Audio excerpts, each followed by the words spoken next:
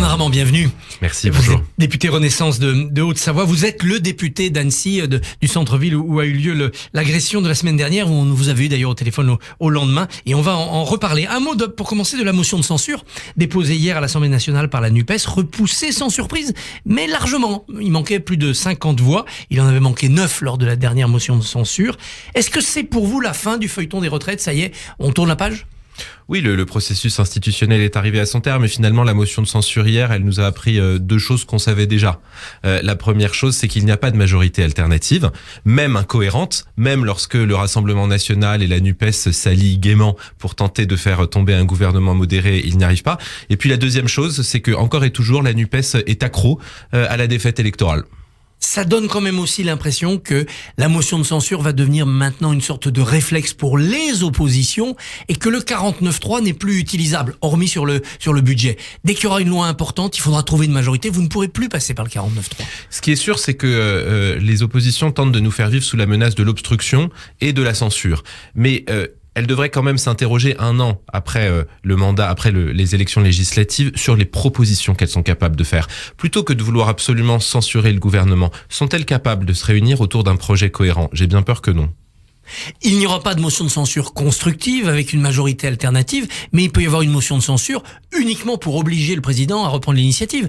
Vous seriez partisan, vous, d'une dissolution s'il y a motion de censure pour qu'on retourne devant les électeurs, ou au contraire, il faut simplement jouer le jeu des institutions et faire un autre gouvernement? Et ce que je constate en l'état depuis un an, c'est que, à part les textes financiers sur lesquels toutes les oppositions ont décidé de faire de l'obstruction, nous avons passé tous les textes. Une trentaine de textes sont passés. Oui, une trentaine. Beaucoup absolument. de petits textes, comme on dit, qui changent parfois la vie quotidienne des gens, mais qui ne sont pas idéologiques. Est-ce que 400 milliards d'investissements pour notre défense dans les 10 prochaines années, pour mettre à jour notre armée, être capable de faire face à la guerre en Ukraine, réarmer notre pays et réarmer moralement notre pays, c'est une petite loi? Est-ce que voter avec quelques semaines d'écart, une loi pour accélérer les énergies renouvelables et une loi pour accélérer les procédures nucléaires, ce qui est absolument vital pour l'urgence énergétique, ce sont des petites lois. Donc moi, je ne connais pas de petites ou grandes lois, je connais des lois qui font avancer le pays.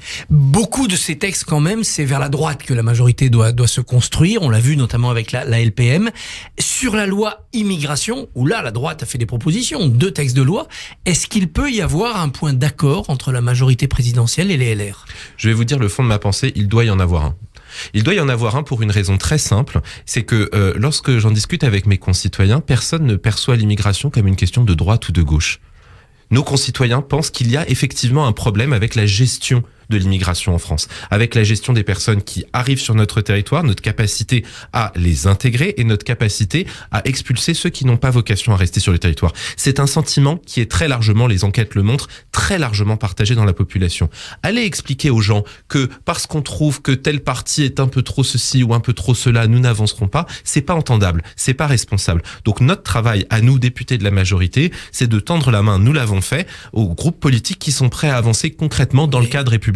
Pour les LR, c'est à prendre ou à laisser leurs textes. Et c'est à dire que vous prônez l'acceptation des textes LR comme base de discussion. Non, je suis persuadé que le groupe LR sera plus responsable que ça sur un sujet majeur pour tous les Français.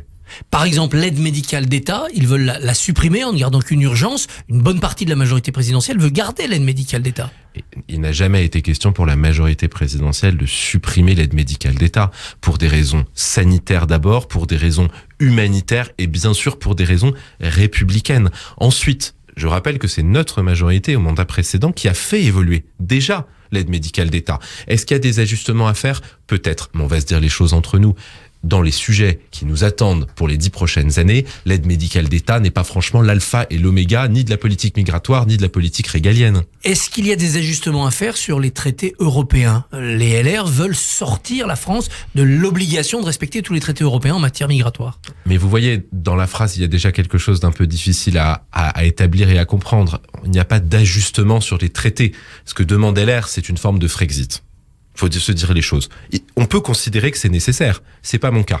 On peut considérer que moins de coopération au niveau européen, dans un monde où on aura toujours plus de réfugiés et une pression migratoire plus importante, ce sera une solution. Je pense que c'est exactement le contraire. Je pense que les règles européennes sont très insatisfaisantes aujourd'hui. C'est d'ailleurs pour ça qu'on porte une réforme sur le droit d'asile. Ça, c'est une chose. Mais franchement, croire que moins de coopération européenne dans les prochaines décennies qui nous attendent, c'est utile pour notre pays, c'est simplement mentir aux Français. Dans quel état la tragédie d'Annecy a-t-elle laissé la ville quelques jours après les faits, un agresseur s'en prenant à des bébés, à des enfants? La ville d'Annecy, je pense qu'elle est comme toute la France depuis quelques jours, elle est sidérée. Elle est sidérée parce que c'est quelque chose qui dépasse la raison humaine. On l'a vécu dans d'autres circonstances il y a une dizaine d'années.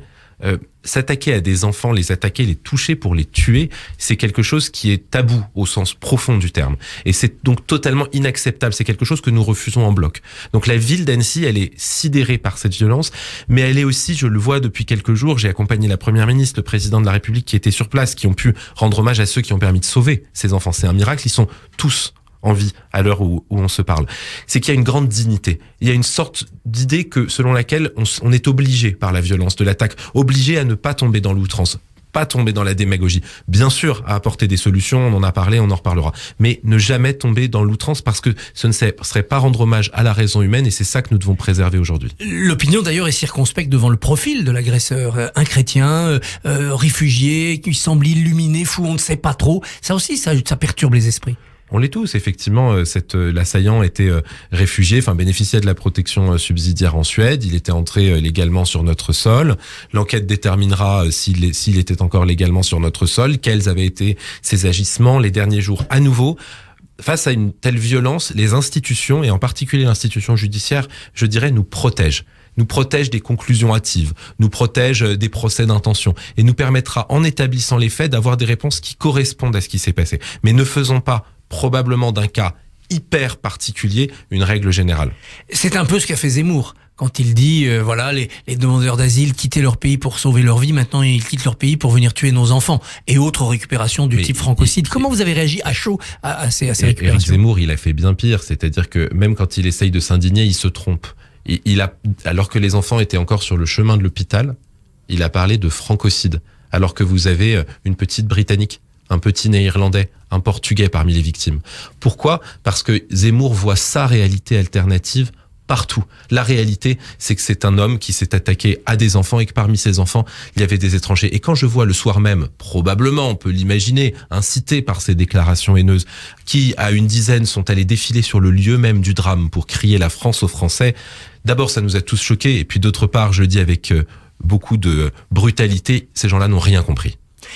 Est-ce que vous diriez la même chose de Bruno Retailleau, d'Éric Ciotti, qui eux aussi, dès les premières minutes, ont dit il faut agir, on ne fait rien? Les questions sont légitimes, mais la récupération sordide, alors que les enfants ne sont même pas arrivés au centre hospitalier, c'est tout simplement inacceptable. Je pense qu'on est tous d'accord sur ce point. Néanmoins, il faudra sortir la France de l'inaction actuelle en matière d'immigration, en matière de droit d'asile. Quel est le calendrier pour vous? C'est un calendrier d'urgence? Il faut cette loi, il faut un accord avant l'été? Ou faut au contraire se redonner une année pour construire une majorité? Il y a un double tempo. Il y a bien sûr une urgence qui est ressentie par les Français. C'est pour ça que dans les prochaines semaines, nous allons examiner un projet de loi sur l'immigration, qui est différent de la question de l'asile. Tout à fait. Très différent. Il y a un pacte asile-immigration, lui, qui est au niveau européen. Exactement, au niveau européen. On va travailler sur l'immigration. On va trouver les verrous législatifs qui aujourd'hui posent la difficulté. Mais ce que vous disent aujourd'hui les services de l'État, les associations, les forces de l'ordre, c'est que c'est aussi dans la pratique, au quotidien, qu'on a besoin d'améliorer les choses. Je vous donne un exemple sur la partie asile. On a mis 3 mois à se rendre compte que le demandeur d'asile syrien avait déjà l'asile en Suède. C'est mieux que nos voisins suisses et italiens qui, eux, n'ont pas vu qu'il avait l'asile en Suède et qui ont demandé et qui lui ont accordé une protection. Donc nous l'avons vu, mais nous l'avons vu trop lentement. Pourquoi ? Pour une raison qui paraît complètement ridicule par rapport au drame, c'est que nos fichiers ne sont pas connectés. Qu'il n'y a pas d'harmonisation au niveau européen. Je vous donne un autre exemple. Nous avons réussi enfin à accélérer les procédures de demande d'asile. Le délai avec lequel on arrive à avoir une réponse diminue. Pourquoi ? Une des raisons, c'est que nous avons augmenté de 200 emplois l'office qui gère ces demandes d'asile. Donc, la pratique, les moyens qui sont mis, ils doivent continuer à être renforcés, mais par définition, par construction, ça prend du temps. Donc, il y a l'urgence, il y a la capacité à infuser les lois dans la pratique. L'Assemblée nationale travaille en ce moment sous la rumeur persistante d'un remaniement. Voilà, il faudrait changer de gouvernement ou changer le gouvernement pour redonner un peu du tonus. Vous, parlementaires, vous attendez ce moment? Vous avez besoin d'une équipe exécutive relancée? Non, mais l'équipe exécutive, elle est au travail jour et nuit sur tous les sujets dont on a parlé. L'asile, l'immigration, le pouvoir d'achat avec les récentes annonces sur l'énergie, la question de la planification écologique avec un prochain conseil de planification écologique du président, puis de la première ministre. Donc, si vous voulez, l'équipe, elle est complètement, la loi de programmation militaire qui vient d'acheter, l'équipe gouvernementale, elle est pleinement mobilisée. Moi, quand je discute à Annecy, en Haute-Savoie, avec mes concitoyens, que me disent-ils? Ils me disent, le coût de la vie est encore trop important, il faut nous aider à nous loger. Ils nous disent, il faut continuer à renforcer l'armée, il faut retrouver de l'autorité de l'État à l'armée, dans l'école, etc. Mais personne ne me dit, est-ce qu'un tel va être ministre ou pas? Il parle coût de la vie, 1,5% d'augmentation du point d'indice des fonctionnaires, ciblé sur les plus petites rémunérations. C'est pas beaucoup par rapport aux 5-6% d'inflation connue. C'est la question du verre à moitié plein et du verre à moitié vide. Moi, je voudrais quand même rappeler que l'année dernière, avec l'augmentation du point d'indice de 3,5%, le ministre Stanislas Guerini a permis une augmentation qui n'avait pas eu lieu depuis, tenez-vous bien, 1987.